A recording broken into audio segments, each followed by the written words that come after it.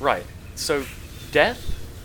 It turns out it's a bit like waking up late for work, except the work is existing, and you've been fired from the universe. Last thing I remember was explaining to some middle manager called Daniel why a spreadsheet was more important than my cardiovascular system. Tried to make a cup of coffee. Muscle memory, I guess? 28 years of mornings and I still reach for the kettle after I die. The thing about being dead is that nobody gives you an instruction manual.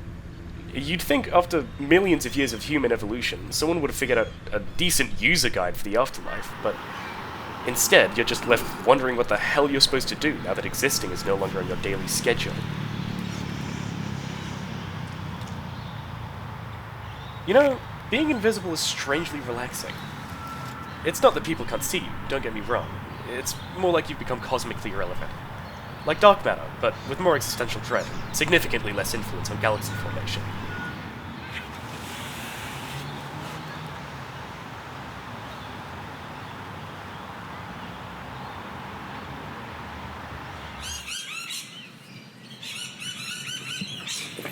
Oh, fuck. Jess? You can see me?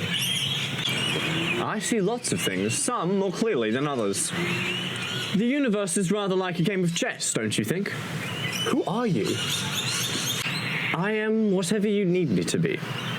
But today, I'm someone who plays chess with dead people.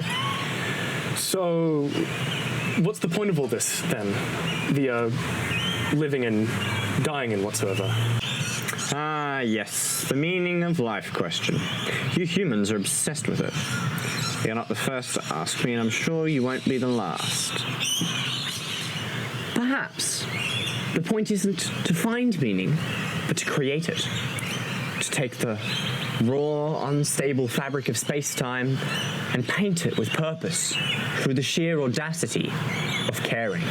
I cared about work. Look at that got me. Did you though? Or did you mistake motion for meaning? Busyness for purpose? Usefulness for connection? It's easy to confuse them. I had people who loved me. I think.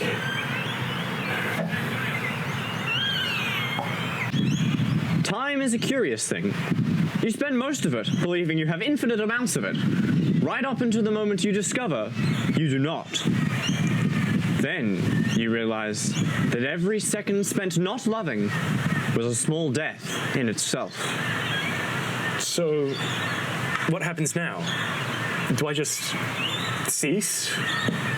Feed the soil of future generations? I hope it's not that second one, that's rather boring. That depends. What would you do differently if you could? I'd notice things. And? I'd tell them. Not just that I love them, but why? The universe is under no obligation to be fair. However, it is occasionally generous to those who recognize their mistakes with sufficient clarity. I messed up. Recognition is the first step towards redemption. The second is choosing to do better.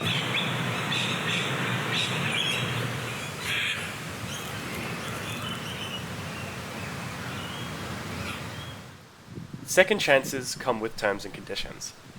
The primary condition being that you actually use them.